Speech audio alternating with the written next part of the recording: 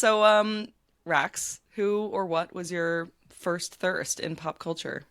In pop culture, so I'm gonna shamelessly talk about something that I also write about in my first book, Tacky, because my first thirst in pop culture was a gentleman named of Scott Stapp, who, if that name sounds familiar and you're not entirely sure why, it's because he was the frontman of Creed. Oh my God. Oh my God. Okay. So I'm gonna have to tell you, and I'm so ashamed to say it, I have not read your book yet. I have it's on my I literally have it like in my audiobook app and I just haven't gotten around to it yet, but I already That's know I'm okay. gonna love it. And I know that there is an essay in there about Creed.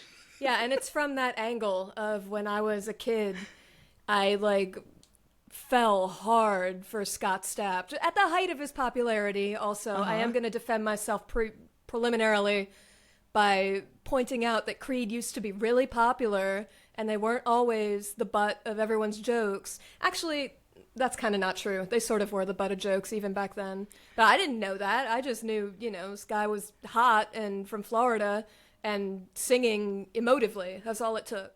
And he's like in my memory, because I think we're like about the same age. You know, right around that age when it's like, puberty's incoming real quick and like you're Mm. starting to have it was like Backstreet Boys and Sync Time and then Creed popped up out of nowhere and I was like, who is this guy who's always shirtless? Like he's never got a shirt on. I Never never had saw a him with a shirt shirt on. on. Didn't Yeah. know yet, and then it took like a year later because I got very I became like extremely online as a kid in seventh grade. Like the year of seventh grade, I moved, had no friends, spent all my time online, and just became like a music snob essentially.